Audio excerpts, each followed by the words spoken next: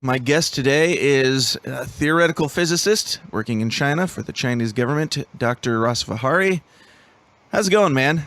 How's it going? We I'm finally have you here. Yes, and I'm so happy this is my first time on YouTube or anything like that. Yeah, for sure. Yeah, we you contacted me a couple of months back, and we've been working around some schedules and some you jumping around the around the world for work and everything, trying to pin down a time to talk about this because the stuff that you're putting out there, I think, is really fascinating and worth sharing. But tell us a little bit more about you and what exactly it is that you do. Okay, first let me say "Xi Qi Kuai Le." In Chinese, that means it's a happy festival. Today is actually what we call Chinese Valentine's Day, so it actually all kind of works out. It would have been interesting if we would have waited a month later because that would be the Moon Goddess Festival. But anyway, Sure. we're here today. Okay, so yes, my name's Dr. Rasaviharii, and I'm working in the field of Nikola Tesla technology, and I'm a quantum physicist. I graduated university in America in 1999, and for let's say I was in 1999. I was actually offered a job at NASA because I was in the field of quantum mechanics and astrophysics.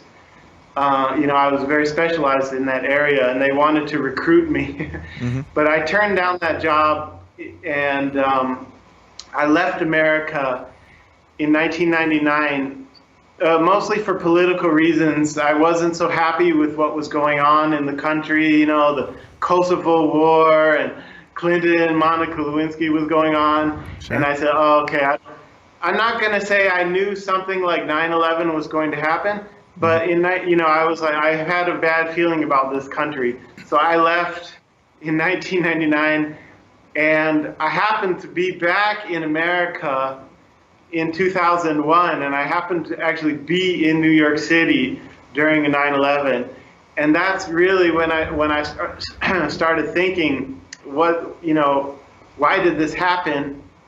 What else have we been lied to about? And so that's kind of what started me. And I first watched this documentary. It was called "The Funny Thing Happened on the Way to the Moon." Yeah. And I watched that in 2001. Then at first I was quite skeptical. I was thinking, well, wait a minute, like that's going far, that they faked the moon landing. But then what happened was I was leaving America to go back to India. I was living in India at the time, and I was finishing my medical degree. Hmm. And at the JFK airport, they had a life-size photo of the man on the moon. And you cannot really, when you look on your internet, on your computer screen, you can't see it. But if you actually get the high-resolution photo and you blow it up, then you can see the cut between the foreground and the background. Right. And that's what kind of sold me. I was like, because I hadn't, I had heard that was what they did, but when I actually saw it there with my eyes on this full-size blown-up photo, it's so clear. Sure. And from there, I really started to research, more about the moon landings and what did not go on during that time. So you're So turning down NASA. That didn't have anything to do with this. What was your reasoning for, like, turning down the offer well, from NASA? yeah, I just wanted to leave the country. Actually, Okay. like I said, Sure. that was 1999 when I left the country, Right. and so I wanted to start off with the point for me, which is really important, which is like, I guess you would just call it semantics. But for me, it's an important point that I would want to start with. Okay, and that is like somebody would come and ask me this question: can you prove to me that we didn't go to the moon? Hmm. Okay, there's two things. First of all,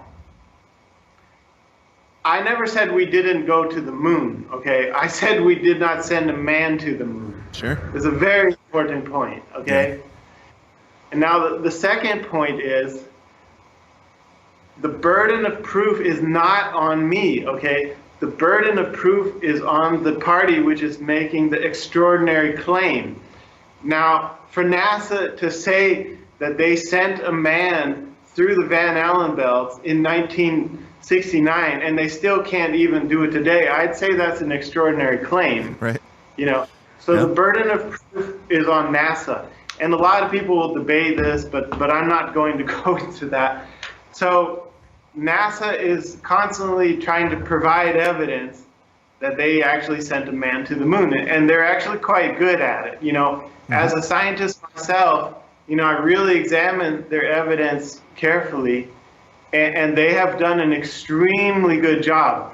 So it's actually not easy to debunk these NASA claims because it's based, they've convinced, you know, millions of scientists all over the world, you know, so they're pretty good at providing evidence. Yeah. So let's say that. But I want to jump in with this point here. Okay, let us look at what is the actual evidence that NASA has provided, okay? Sure. They claim they sent a man on the moon. Let's look at what is the evidence, okay? Basically we have 5 things here. Okay, first thing is there are retroreflectors on the moon. We can bounce a laser off the retroreflector and we know that the retroreflectors are there, sure. Okay? Now, is that proof we sent a man to the moon? No, because the Russians also put retroreflectors on the moon with an unmanned craft. Right. Okay? So that's not a proof of man on the moon. Secondly, the moon rocks. Okay, we have moon rocks here on Earth. Again, the Russians brought back moon rocks with an unmanned craft. Sure. Again, it's not proof that a man's been on the moon. And okay. And we went up to Australia to fetch moon rocks. Or not Australia, Antarctica to fetch moon rocks. So right. That's an important point. That's an important point because there is like one moon rock, 1 or 2, I don't know how many, which were supposedly shown as being fake, like they're petrified wood. Right.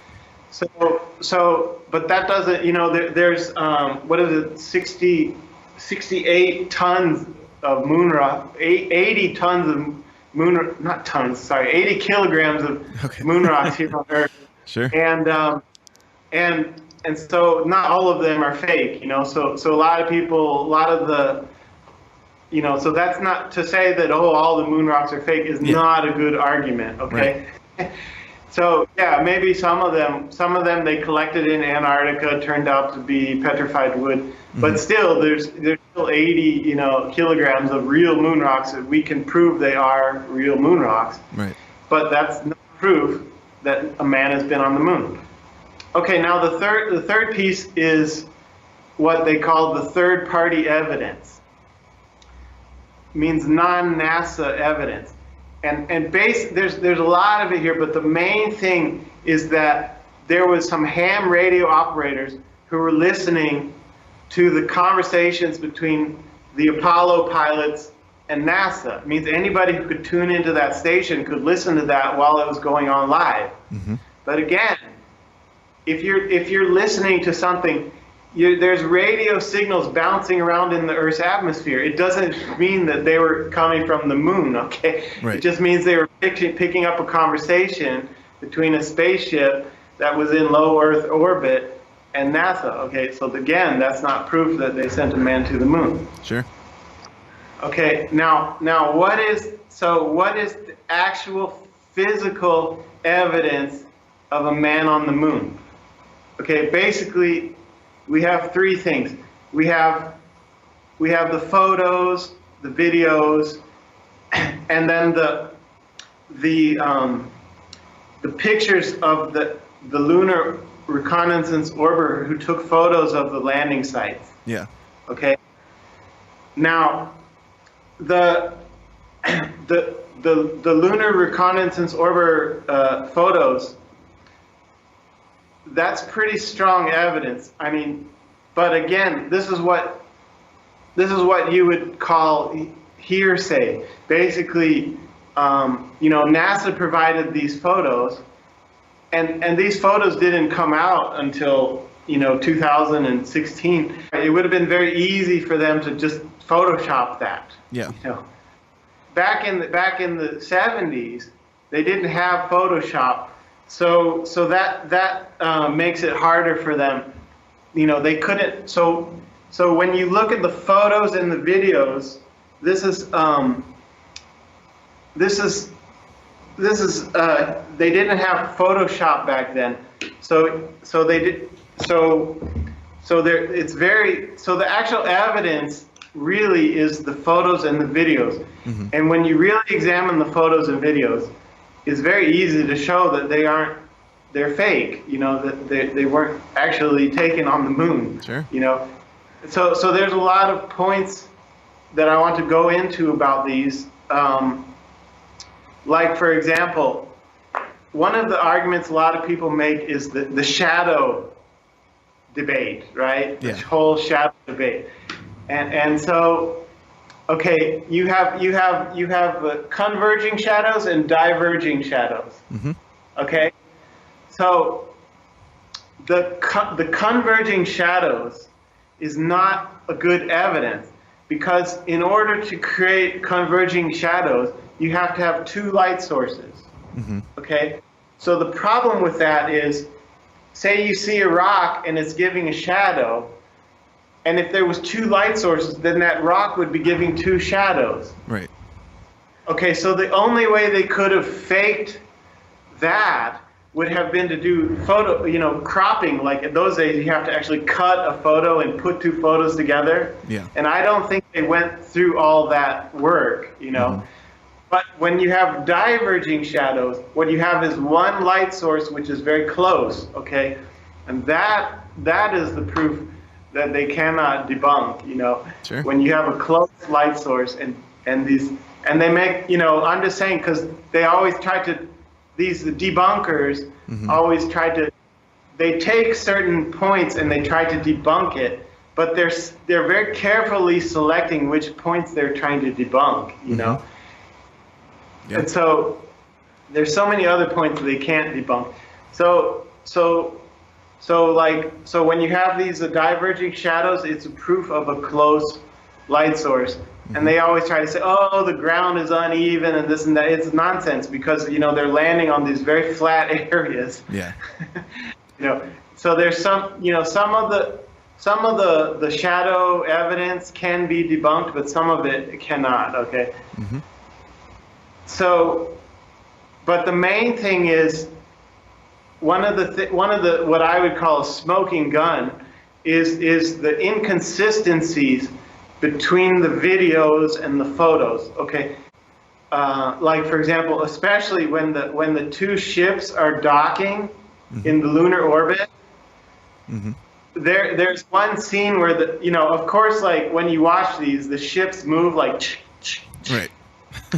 Impossible in space, okay? It's impossible. Like, I don't know, if you fire a blast, the ship will rotate, and if you want to stop it to rotate, you have to fire a blast in the opposite direction. Right. So it's going to be a very slow, and it's not going to be fast jerking thing, Mm-hmm. And then there's another thing, which is like, there's this part where the ship is moving, and then there's this radar antenna which just like falls because somebody forgot to tighten the bolt. Okay, so let's. So do you think that there are a lot of people who point to Kubrick as being a part of it? Do you believe that strongly, that he was like a part of it, or do you think that they just used his technology from the time? I think that he was personally involved in helping them Mm-hmm. figure out a way to make it look real. Yeah. Okay, and there is like there's one of the most obvious, of course you have The Shining. Yep. And the hidden messages in there. Yep. But also the other fact is that his last movie, Eyes Wide Shut, was scheduled for release on September 16 on the 30th anniversary Mm-hmm. of Apollo. So I think he was trying to whistleblow Sure. in several. And even the name of the movie, Eyes Wide Shut, it's like, Right. you're just sleeping here. So it's a great, the whole movie is a whistleblower thing. So I definitely felt he was involved with it, at least in Apollo. Mm-hmm. Okay, in 1968, the Russians sent 2 turtles around the moon back to Earth. Mm-hmm. Okay, now when these turtles got back, they were all messed up from the radiation. Okay, of course the Russians won't admit to that. They make some kind of a lame excuse like, oh, these turtles were like starving, we starved them, and so that's what messed them up, which is nonsense. Why'd you start them? Yeah, it's total nonsense. Because the reason that they selected turtles was for 2 reasons. Turtles are excellent at hibernation. Mm-hmm. They can sleep through the whole winter without eating or even breathing, Their heartbeat slows down, and so like and also turtles are extremely resistant to radiation. Mm-hmm. Okay, so that's why they selected turtles. Okay, so right after the 2 turtles came back was Apollo 7. Okay, and Apollo 7, it was just some astronauts flying around the Earth for 11 days, and it was extremely well filmed. Everything from Apollo 7 on was very well filmed, and they started making plans. How are we going to fake the real thing? Yeah. So is there a name for the turtle mission that people can look into? It's called Zond 5. Zond 5. Zond, Z-O-N-D, Zond 5. Okay. Okay. So let me kind of step back here a little bit, because I want to go into the Van Allen belts. Sure. Because that is really, really my specialty here. Mm-hmm. I work with the Nikola Tesla technology, and that's completely based on Van Allen belts.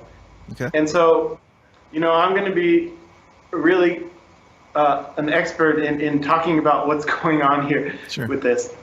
Okay.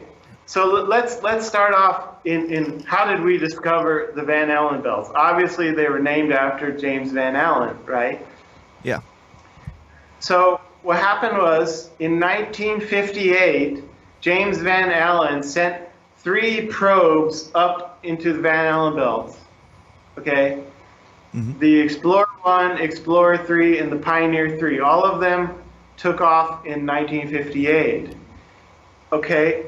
Also, in the year 1958, the Americans were exploding atomic bombs up in the high atmosphere, right, to see what effect that would have on the radiation belts. Okay, They were in 1958. A lot of people have heard about Operation Starfish Prime, where in 1962 they exploded a huge bomb, and it knocked down a bunch of satellites. Okay. But that was much later. I'm talking in 1958. They were sending up probes. They were shooting. There was 5 nuclear tests where they were blowing up bombs, and they were measuring how it would affect the Van Allen belts and things like that. Right. Okay. So then the next year, in 1959, James Van Allen issued a statement in the Scientific American magazine. Okay, I don't have to read you the whole quote. He's talking about, we're going to have to design a special kind of radiation shielding, but his quote says this. He said the best choice is to send a craft through the poles to avoid. He called it the exact quote is the radiation-free zones over the poles.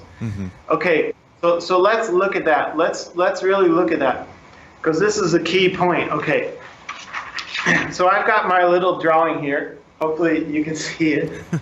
So this is the official NASA version of the Van Allen belt. Right. Okay. So what they say is, okay, we just flew around it like this, right? Yep. We passed through this shallow part really quickly. Mm-hmm. Okay, first of all, this picture is totally nonsense. The Van Allen belts do not look like that. Okay. Sure. So I'm going to draw you the real picture here. Now, have you ever looked at the fields at which magnets leave behind? Yeah. Mm-hmm. Okay, so the Earth is like a giant magnet. You have a North Pole and the South Pole. Mm-hmm. Okay, you can see that? Yep. North Pole. So the magnetic fields come from the North Pole to the South Pole. Now, what James Van Allen said is that we actually need to launch our ship at the North Pole so it will come up. Right. Because he was using the theory that this is where the less radiation. If you're launching from anywhere down here, you're going to have to go through the Van Allen belt. Sure. So in 1959, he was thinking to actually launch the ship from the North Pole. That's what he said in the Scientific American magazine. Okay? So the radiation from the sun, it hits these magnetic, it's called the magnetosphere, right? Mm-hmm. And the radiation passes around the magnetosphere. Okay, so really his theory of, even if you took off from the North Pole, the Van Allen belts are still going around here. Right. So you're going to have to go through the Van Allen belts anyway. The Van Allen belts are going to be huge surrounding the Earth. Right. So James Van Allen was part of the whole thing. Okay, he knew that they were going to fake it. Sure. But his theory that launching the ship from the North Pole was based on 1959 thinking. Okay. So let's look at what do we really know about the Van Allen belts. Okay, James Van Allen died in 2006, 6 years before they launched the Van Allen probes.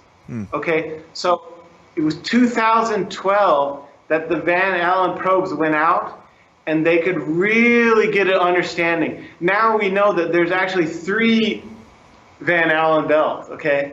Right. We finally, before 2012, we really knew nothing about the Van Allen belts. Just okay? Shooting people out in tin cans and pulling it off first try, right? Yeah. There's no problem. No, okay. Yeah, I mean, the only thing we know is that 2 turtles died. Right. But, so anyway, so just coming into why I know this, because the Nikola Tesla, the Tesla tower was using this distance between the ground and the magnetosphere. So that distance there's a resonant frequency. We call this the Schumann frequencies. The Schumann frequencies is a measurement of that distance, and electromagnetic pulses that bounce and forth, and that's where the energy of the Nikola Tesla tower comes in. Okay. So that's the reason why I know so much about this, and because I study it every day. What are these Schumann frequencies? What is the distance to the magnetosphere? And so that's why, that's why I'm more qualified to speak about this subject here. Sure. Okay. Have you seen? You brought up a funny thing happened on the way to the moon. Have you seen Bart Sibrel's other documentary called "Astronauts Gone Wild," where he's just interviewing the different astronauts who went to the moon? Yeah. And he actually. Go ahead.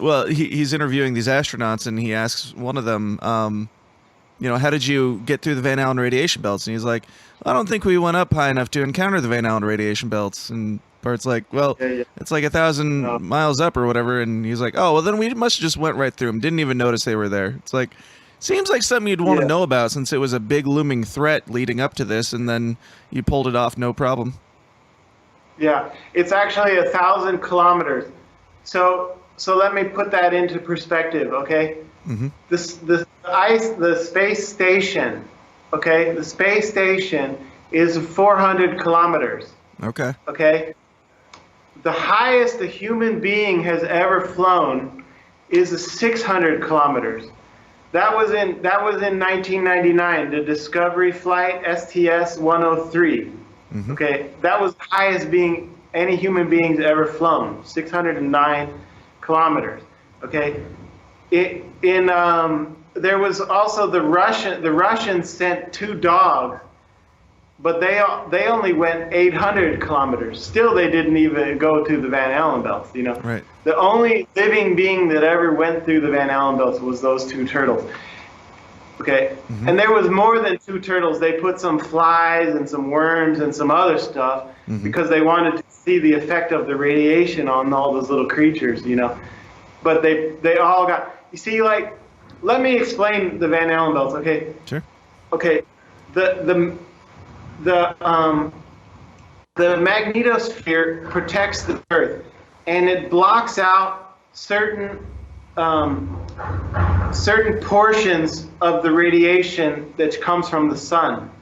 Okay, so like life on Earth evolved because certain parts of the radiation were blocked out and certain parts were allowed in.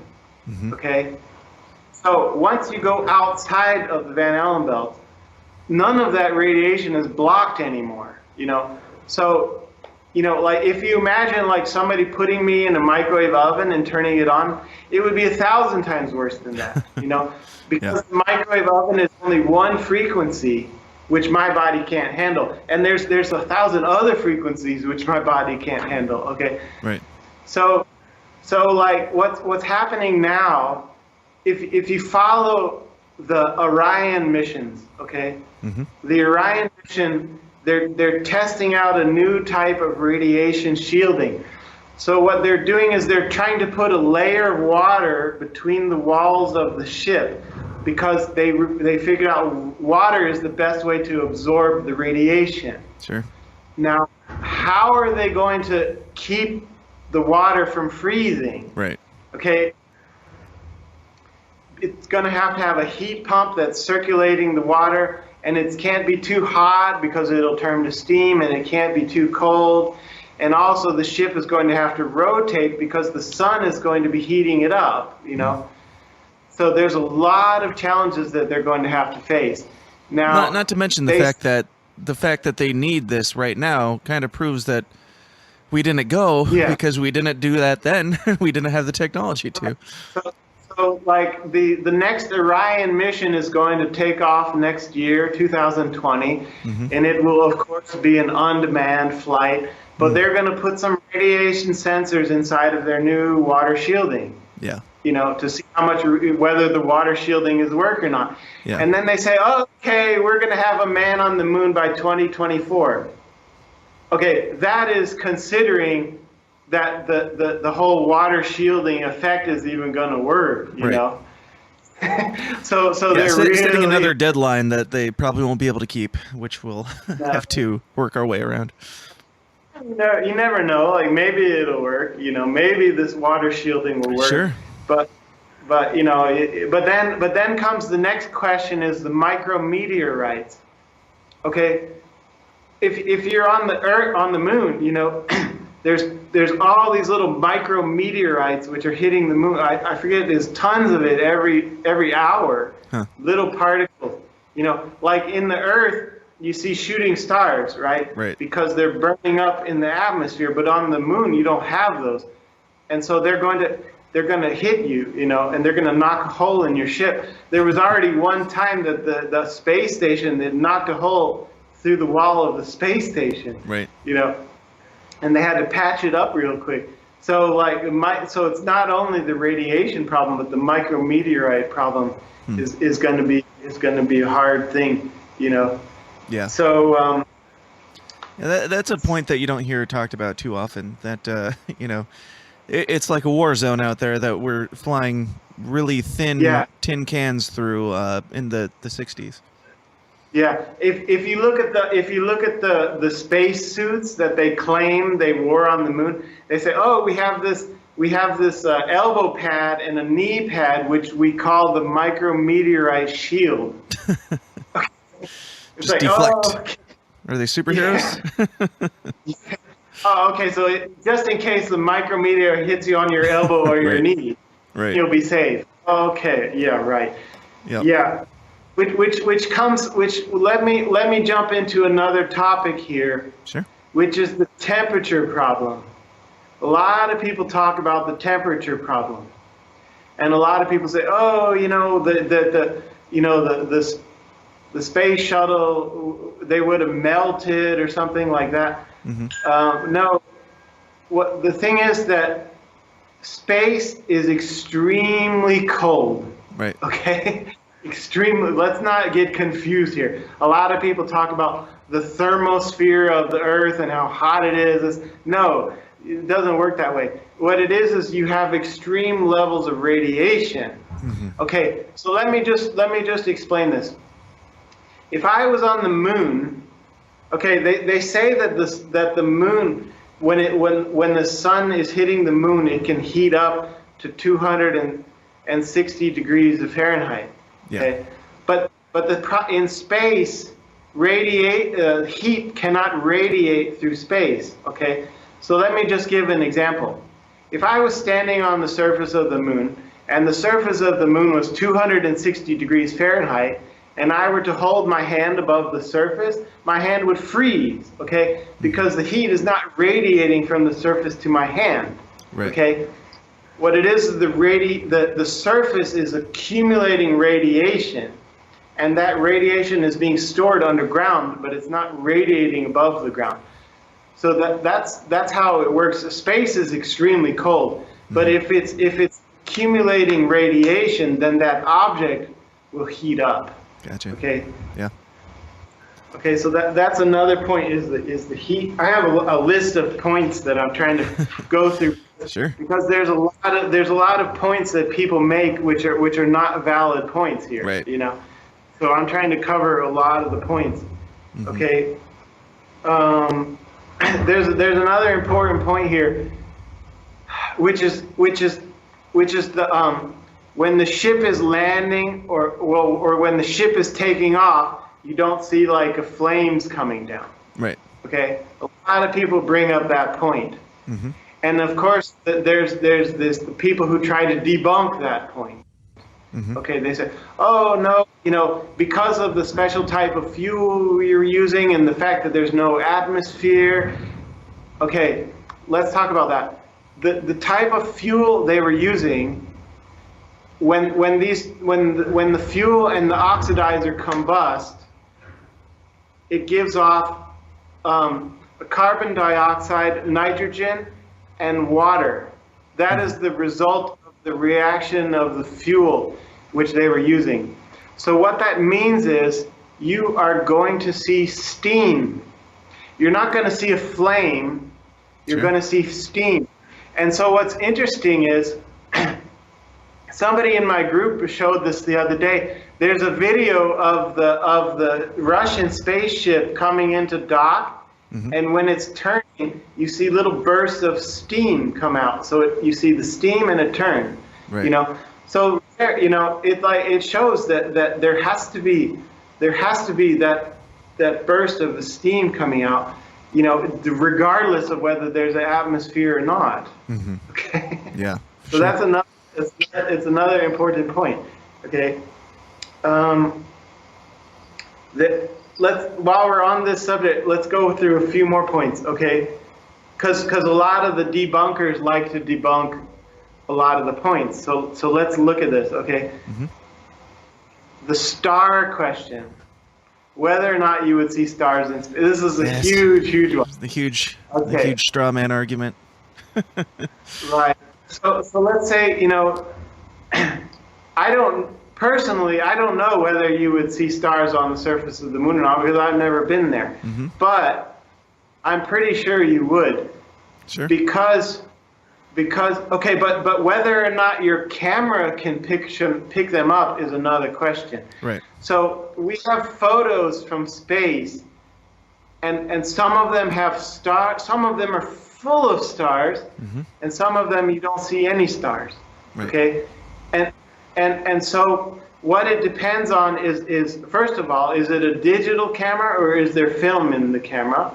Okay, and the aperture setting, the film speed, all these things, and so it's like most of the digital cameras do not pick up stars. Okay, and one of the reasons is because most of the time when they're filming, it's on the day side of the Earth. Okay, Yeah. we're talking about the space shuttle, which is very convenient. No, they always film things on the day side of the Earth, right? Sure. But as soon as you go to the night side of the Earth, it's going to be full of stars, right? Yeah. But the thing is, like, but I have photos of them, like, okay, so the important thing is how much of your frame is covered by the glare of the Earth. Okay, so it's like if you were to slowly turn your camera away from the Earth, you start seeing more and more and more stars, right? And there's plenty of photos where you can see just total stars everywhere, you know. But again, that depends on the camera settings and things like that, you know. Right. So again, coming back to the film question. Okay, back in the 1960s, they didn't have digital. You know, they were using this Hasselblad camera with supposedly film inside. Right. A lot of people bring up the point. Well, wouldn't the film have just been destroyed? It's not a valid point, because the official NASA story is that they kept the film inside of a radiation compartment to protect it. Sure. Okay. But personally, you know, I doubt that, you know, because they did that in some of the in some of the earlier flights where they were just taking photos of the moon. They had a camera which was covered with radiation shielding. Yeah. So they did do that in some of the unmanned flights, right? Yeah. They did protect the film with the radiation shielding.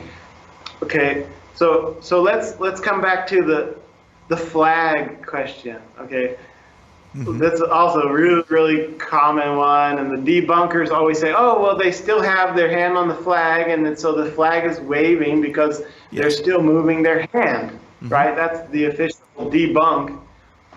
But the problem is there's still other videos where there's no one near the flag and it still moves. Okay. Yes. Yeah, they always forget about those videos. They always conveniently avoid that one, you know. Yes. Okay, and then another one of the last kind of the other problem, which they conveniently leave out, is the communication problem. Okay, if I was on the moon speaking to you, it would take 1.3 seconds for that sound to reach and 1.3 seconds for it to come back. Okay, so that means there has to be a 2.6 second delay between any communication. Right. Hello, Apollo, do you hear me?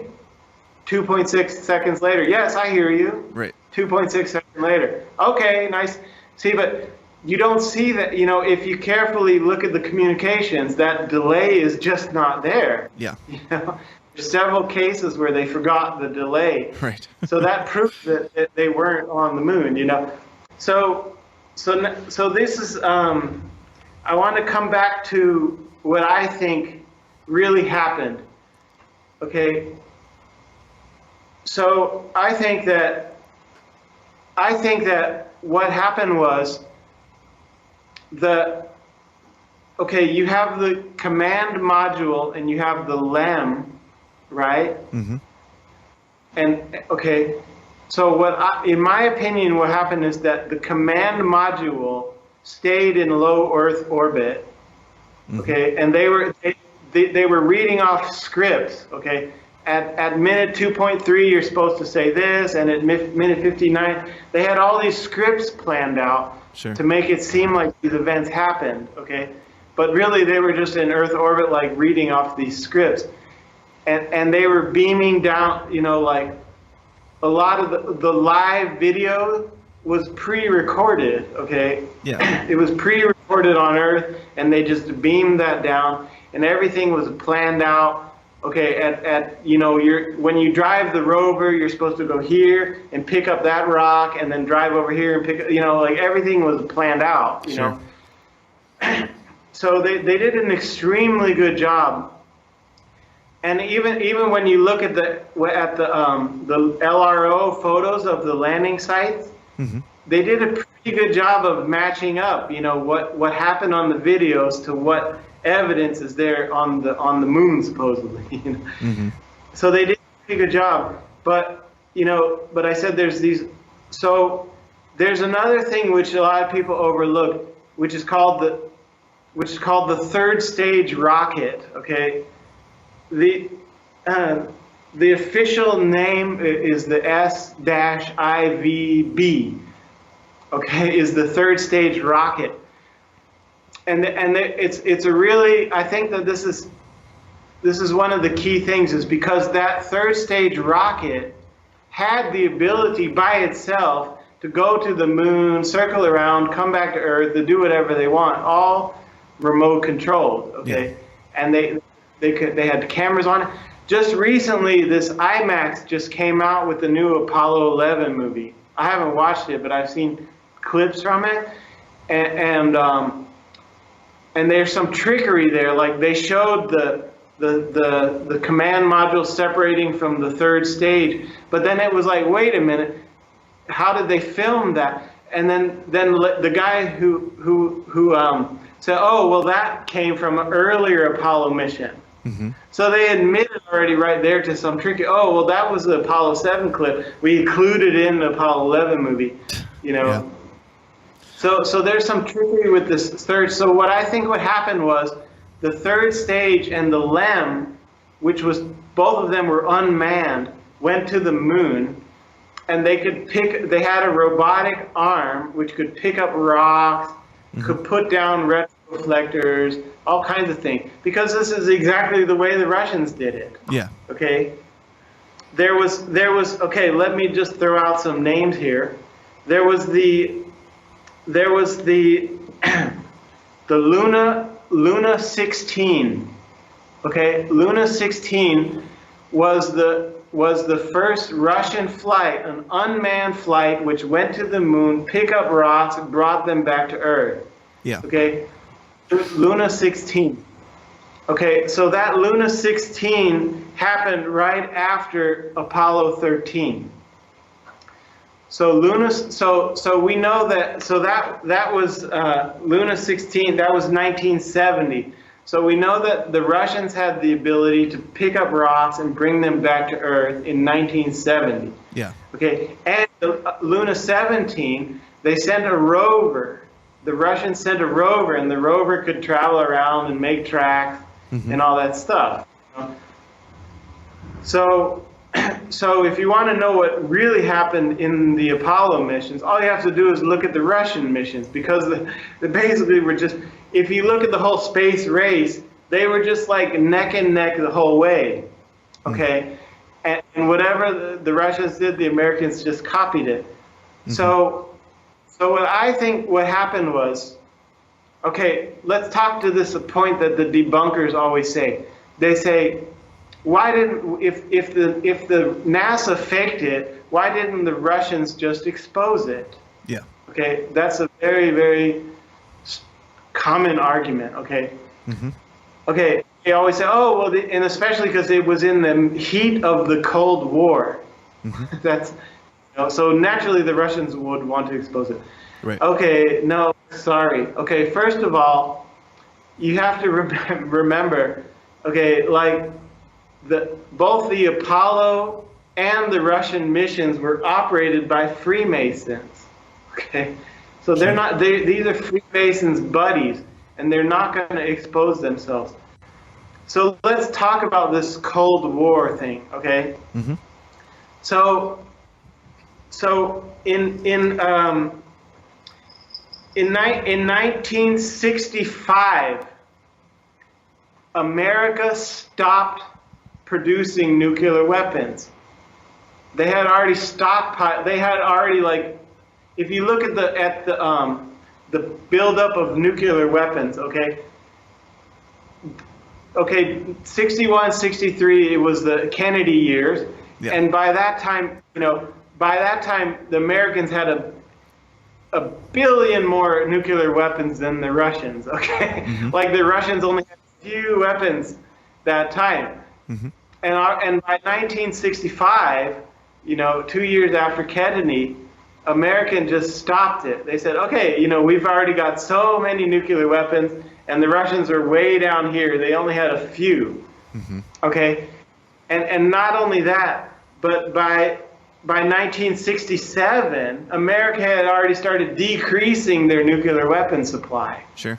So what can you talk about a Cold War? Okay, so like I said, it was like, I think what happened was they said, okay, and, let me finish that story. By 1977, okay, 1965, Americans stopped the buildup of nuclear weapons. 1967, they started decreasing. Mm-hmm. And by 1977, the Russians passed the amount of nuclear weapons. Yeah. So I think that what happened was they made this decision. We're going to let you guys win the nuclear weapons race, and we're going to let us win the moon landing race. Mm-hmm. Okay? Sure. We're going to fake it. We're going to fake it, Mm-hmm. And so, because they both knew that it couldn't be done, the turtles died, so it's like, Right. Yeah.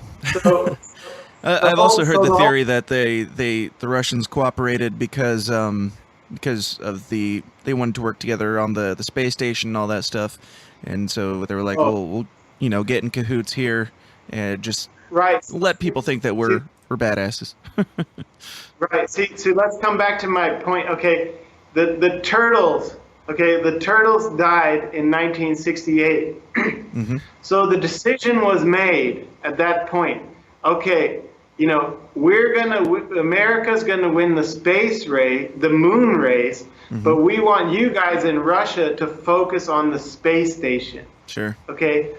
So it was right exactly after that. Okay, the turtles died in 1968. Mm-hmm. He started filming Apollo 7, Apollo 8, Apollo 9, and then it was in 1969 that the Russians made their first space station.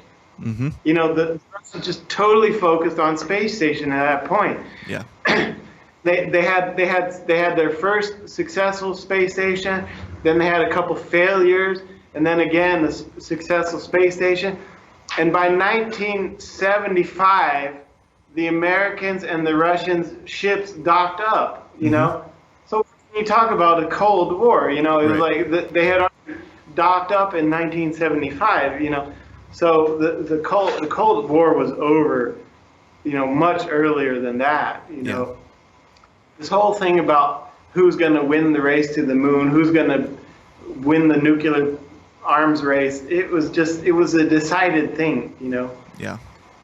So let's talk about another one of the things that the Apollo apologists, they always say, well, how come there haven't been any whistleblowers in the Apollo mission? Yeah. Right? Okay, there was. Bill Casing was working for the Apollo mission, and he blew the whistle.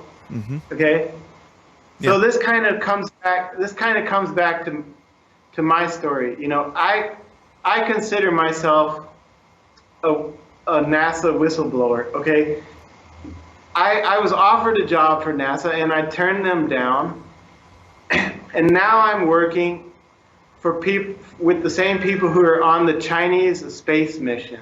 Mm-hmm. Okay, and so really, it's pretty much all the same space mission. Whether you're American space mission, European space, Russian space mission, Indian, China. Yeah. We all share things together. Yeah. Okay. Now, I'm gonna blow the whistle a little bit here.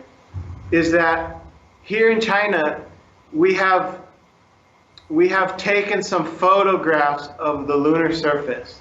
Mm-hmm. High detailed photographs. Okay. and we have photographs of the Apollo landing sites. Mm-hmm. And we know that they didn't, that what they told us and what went on is not the same thing. We actually have physical evidence that they faked it. Okay, but here in China, we're not going to expose that evidence. The photos of the Apollo landing sites are top secret. They're not available to the public. Okay, and there's several reasons for that.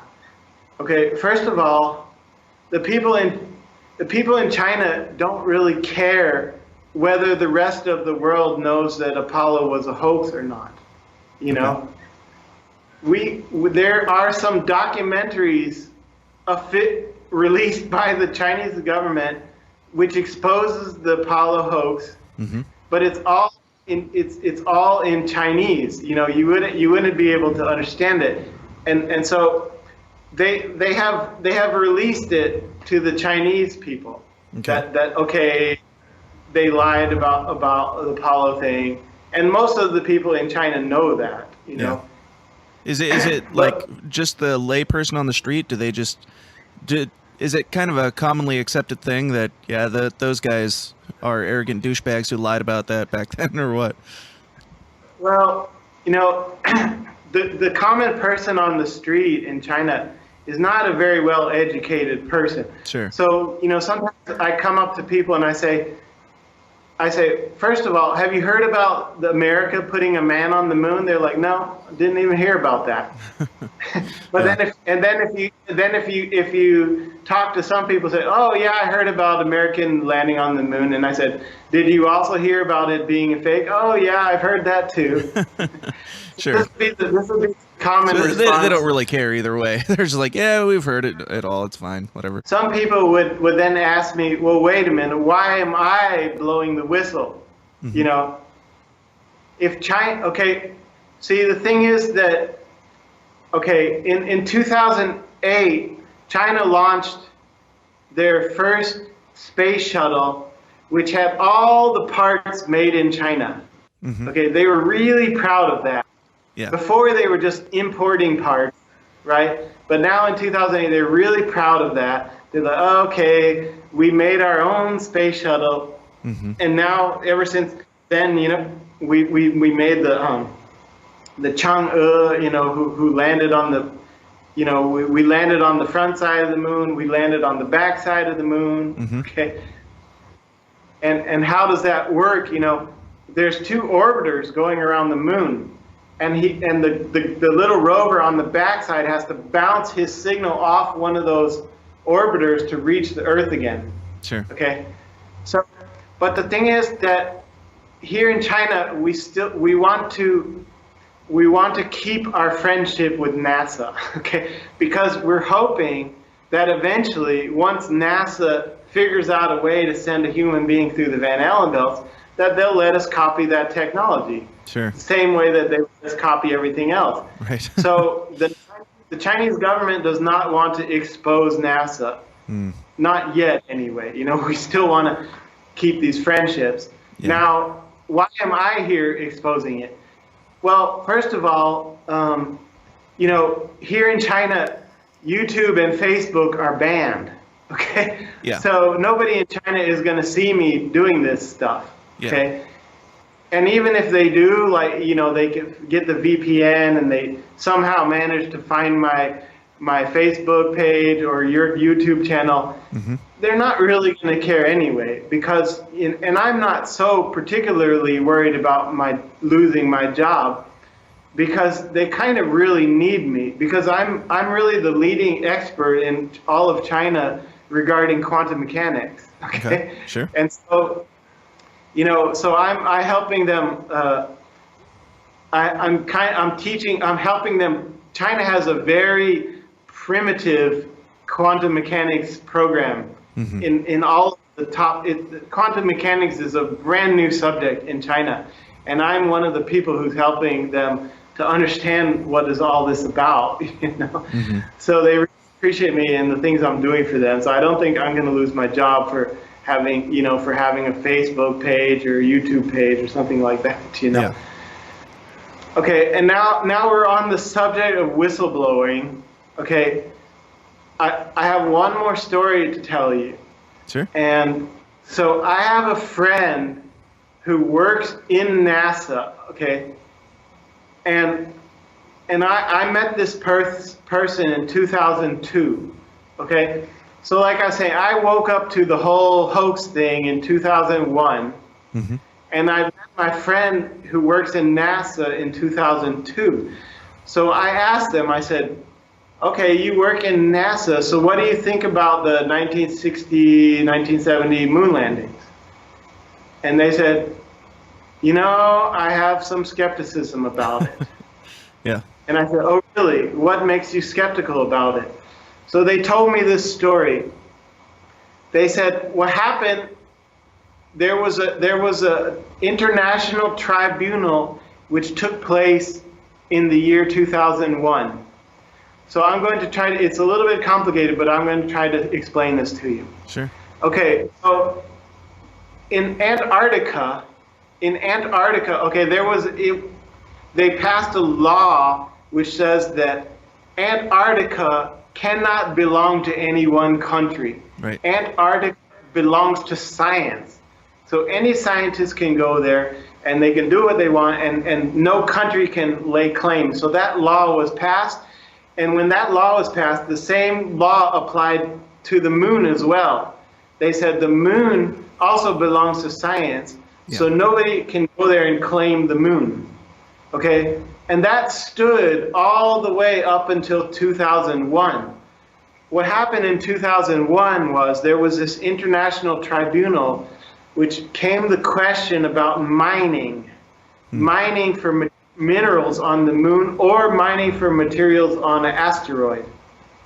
And they said, okay, so the conclusion of that whole international thing was that, okay, if a human being lands on the moon and can start mining, then they can claim those minerals that they mined for their own. Mm-hmm. Okay? So my friend was working in NASA, and she heard about this decision that if a man lands on the moon and starts mining, and she started thinking, wait a minute, what do you mean if a man lands on the moon? Haven't we already been to the moon? So that's what kind of woke her up to it, okay? I'm not going to mention her name because Sure. you know she's not going to lose her job. Sure. But there are people in NASA who do know about this. There's people who know about it. There's people, of course. See, NASA is extremely compartmentalized. So this comes the question: well, hasn't there been any whistleblowers? Well, not most of the people of the 40,000 people who were working, or 400,000 Right. people who were working for the Apollo mission. But only a few of them knew that it was going to be on the hoax. You know, the rest of them were just doing their job. Contractors. So some of those people who know it's a hoax are still going on today. And like, for example, like the people who released the photos of the landing sites. Mm-hmm. I'm 100% sure that they photoshopped those, you know, and they released some bogus photos, you know. Sure. And the fact that they released those photos is kind of evidence that they're a little bit desperate to try to disprove the debunkers, you know. Right. Well, there was If also you go the X Prize incident where Google was offering for. Are you familiar with the X Prize case?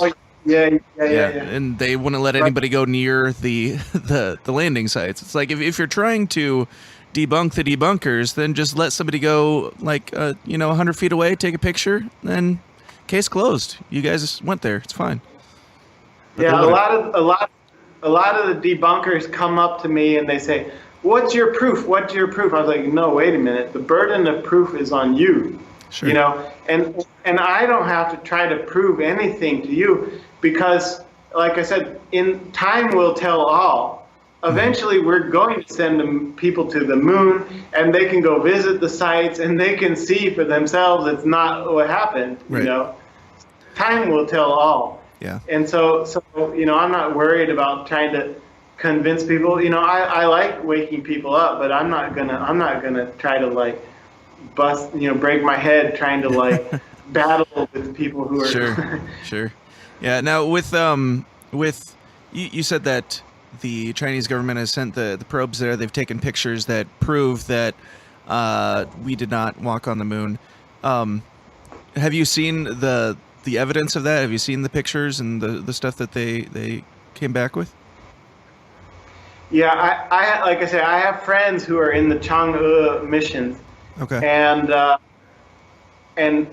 have access to that, but they're not gonna like allow me to come in because it's in a top secret like hard drive. Sure. They're not gonna allow me to come in with a USB and to take that Right. information away. Right. But I have seen it, Okay. and so. And again, like for them, it's not a big deal. They don't care whether or not people know it's a hoax or not. Right. It was no surprise to them. Right. You know. So you have personally seen the evidence that that they took, that there was nobody there, right? Yeah. Have you? It's basically you see the Apollo landing sites and the Russian landing sites look identical. Okay.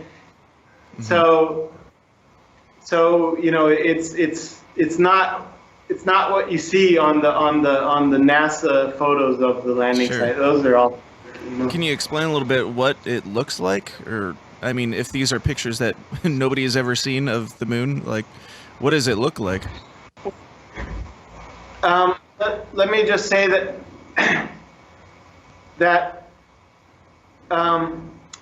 they're not as clear definition as like, for example, the LRO. Sure. The LRO can take extremely high resolution stuff, but I think with the Chinese, it's 4 meters per pixel. Mm-hmm. That's their resolution. Okay. So it's not a clear resolution, but if there would have been like rover tracks and human tracks going here and there, we would have seen that. Okay. Sure. And it's not there. It's not there. It's just basically like a there's a blast crater. Okay. Uh-huh. And there's. So in some of the missions, they just landed, they scooped stuff up with the arm, and then they took off again. Sure. You don't really see much. It's just you see a blast crater. Speaking of which, there's the Japanese who also provided so-called third-party evidence, and they said, "Oh, we've seen evidence of a blast crater," but that again doesn't prove that. That a man has walked on the moon. Okay, right. So let's come back to this blast crater issue, because this is a really, so many people talk about this issue. The blast crater issue. Okay, like, so if you look at the official NASA story, or the debunker story, is they say, okay, the ship was coming down and they could slow down, and finally when they were 5 meters. Which is really interesting because they can't remember whether it was 4 meters or 5 meters when they cut off the engines. Yeah. 4 or 5 meters cut off the engines, and then they say, so there wouldn't be a blast crater. Okay, well, wait a minute. When they were landing there, you hear them saying, "We're picking up some dust." Right. When they're landing, we're picking up dust. So that means that there's, and so then they say, oh, okay, well, yeah, it would have blown. Then they say the second excuse. See, they contradict themselves with these two excuses. They say, oh, yeah. The reason that there's no blast crater is because we blew away all the dust and we landed on solid rock. Yeah. Okay, well, that's true. Then how did Neil Armstrong leave his footprint in the dust? Like if you blew away all. So the whole blast crater thing is they don't know how to really respond to that one. Sure. Yeah. Yeah. So do you think that people in NASA now are just like, do you think that when they are currently doing the research to find ways through the Van Allen radiation belts. Do you think that people are in the know and they're like, yeah, let's just not talk about the past, let's just focus on the future? Like, do you think that there are people questioning it now, since they're having to do they're having to come up with technology to do what we've supposedly already done? The official story, okay, if you ask anybody in NASA, well, wait a minute, if you went in the 60s, why do you have to do all of this work now? Right. Then they'll say, oh, well, we're trying to take a different approach now. We're trying to go straight through the Van Allen belts rather than go around them. I see. Yeah. Or we're trying to reach Mars. Right. We got to take special steps. Yeah. Okay. Let me talk about Mars for a minute. Okay. I think that whole thing is a smokescreen. Yeah. Because the longest a human being has ever stayed in space is 1.5 years. Okay. So that's not okay. The reason is because this. Okay, in the back of your neck, there's a special little gland called the parathyroid gland. Mm-hmm. And that parathyroid gland is responsible for regulating the calcium of the body. Okay, so what happens is when you go into space and you're not in the Earth's gravity, that parathyroid gland freaks out and your body starts depleting calcium. The calcium starts coming out of your urine, and so you can take as many calcium supplements as you want, but your body is not going to hold, your bones and your muscles are going to break down. Right. Okay. So the longest a human being has ever been in space is 1.5 years, and when he came back to Earth, he was all messed up. Yeah.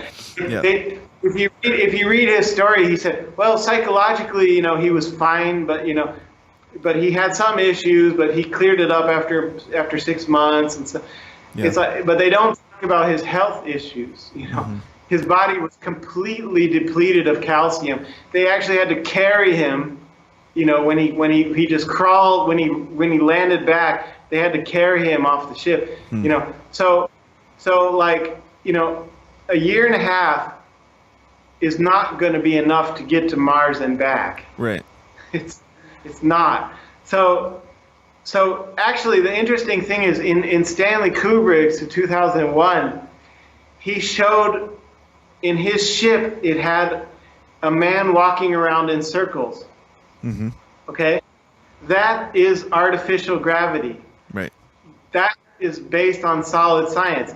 So the only way a human being could actually survive in space for such a long time is that artificial gravity situation, a ship that's rotating fast enough where it's creating an artificial gravity environment. Mm-hmm. It's the only way to do it,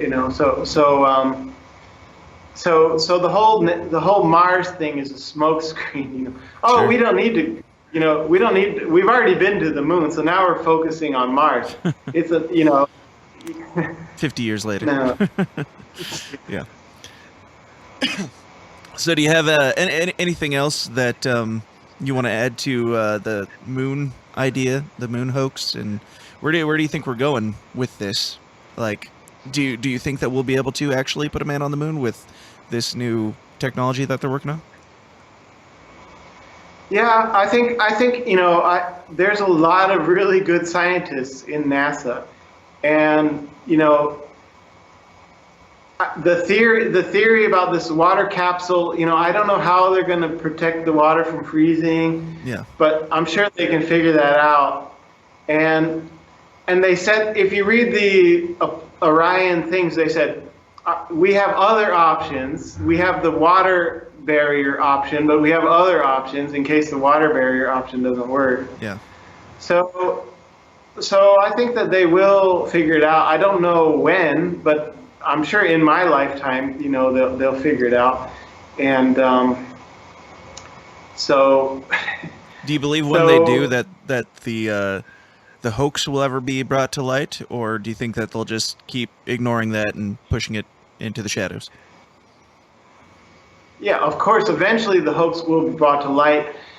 You know, I heard this thing about them trying to make the Apollo sites off limits, but I don't think that wouldn't work. You know, that they're not going to do that. I think, you know, personally, I'm very optimistic about humanity and where we're heading with that.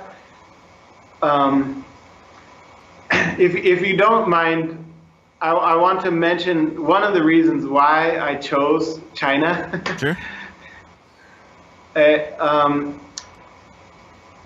The reason I chose China to settle down and to start working as a scientist is because two things. One is that China does not have a private central bank. Mm-hmm. Okay, and a lot of people will try to deny that. They'll say, "Oh, wait a minute." No, it's not true. In 1949, Chairman Mao nationalized all the banks of China. Okay, it means the government controls the printing of the money, mm-hmm. not private bank, which is loaning money like in America. Okay, so because of that, it gives us a lot more freedom. But it also makes us the enemy of the rest of the world. You know, sure. China and North Korea are really the only two countries. Well, there's other countries like, for example, Iran. Okay, Iran doesn't have, it has a national bank. Okay, but the thing is this. Okay, here in China, we don't have any secret societies like Freemasons and stuff like that. Right. You know, so that's the main thing. Okay.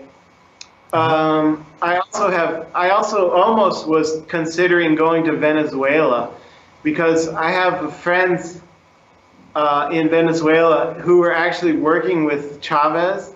Mm-hmm. And what Chavez did, you know, he made two banks. He made one bank, which is the private bank, and one bank, which is the national bank. Okay, so this is my last message is really, you know, it all comes down to this, like this private national bank. You know, if you want to fix America, you have to get rid of this private bank, you know. And okay. So and so I am very optimistic. I know that in the future, you know, that we will work through all these problems and all these secret societies and these private national bankers and things. You know, it's only going to be a matter of time before the people stop accepting that. Sure. And just on that note, you know, a lot of people were really happy when Trump came into office because he was talking about ending the Fed, you know. Yeah. And whatever happened to that? Okay, well, you need a 2/3 majority vote in the House and Senate right. to end the Fed. That's not going to happen. Okay, mm-hmm. So why? So just on that last point, you know, I have a friend who came up with an idea. His name is Jim Condit Jr. He's an ex-congressman. He was actually kicked out of Congress, but he came up with a great idea. He said the only way that we can actually get a proper vote in America is each voting precinct has a vote committee. Mm-hmm. Okay, so he said the only way to take back America is to take back those voting precincts committee, and anybody can just go to the voting precinct committee and elect your friends to be on the voting precinct committee, and then all you have to do is, once you control the voting precinct committee, then you can create a paper ballot or some proper system of voting. Okay? Yeah. Because right now, you know, with these electronic ballots, it's all a joke, you know. You don't elect your representatives, you know, because, you know, so that was his idea, is first take back the voting precincts and then take back the Congress, and then you can kick out the Fed, you know. Yeah. So that's my that's my suggestion for anybody who's in America. All right. Yeah, usually we start out talking about politics, and then we end up down a rabbit trail of conspiracies. We went in the opposite direction today. But Yeah. yeah, do you have any final thoughts on the moon stuff, and like any predictions on where this is going to go, or if you actually think it's going to be exposed within the next few years or anything? I was kind of wondering personally if Trump was dropping some hints there about the moon stuff. It kind of seemed like on Twitter, so I was kind of curious if he was going to leak something out. But there was one thing just like a few weeks ago was Neil Armstrong came into Trump's office, and there was some NASA people there, and Armstrong became extremely upset at them, and he made this comment. He's pointing at them saying, You guys still haven't gotten a man back to the moon yet, and he was quite mad at and it almost seems like not Armstrong, Buzz Aldrin. Right. He was mad, he was like, it almost seems like Buzz was about ready to blow the whistle. Right. But I kind of doubt that will happen.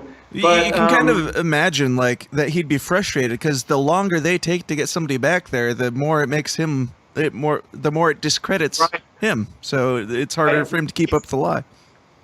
Yeah, his mental health has suffered. Yeah. From this thing, so he wants them there to get somebody back there as soon as possible. But I can just say for a last note regarding this is that I am personally trying to convince some people here in China to just go ahead and blow the whistle. Yeah. I don't know how. I think eventually, I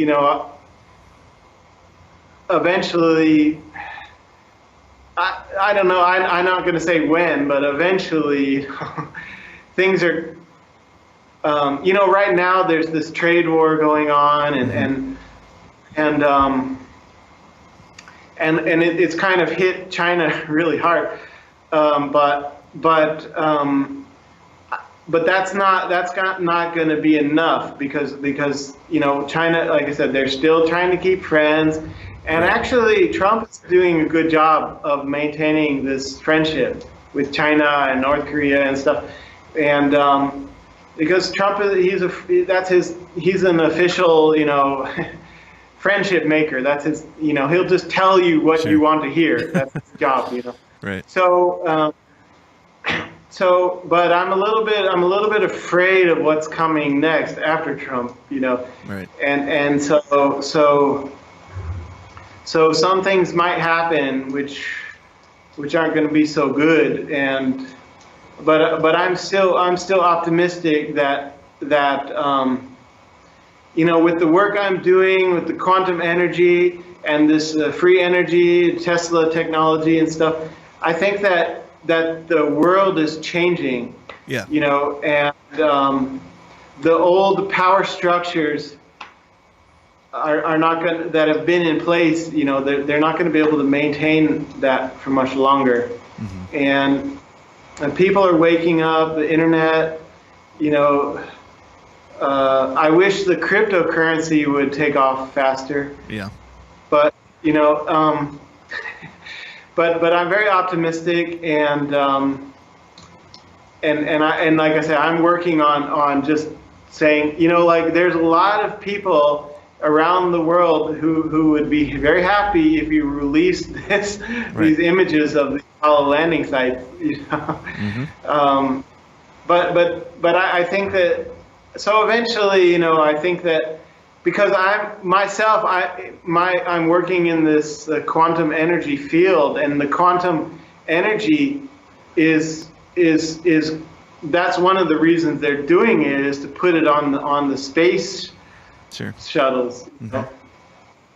And so I think that this stuff is coming out. We have already created the world's first quantum energy power station. Okay, mm-hmm.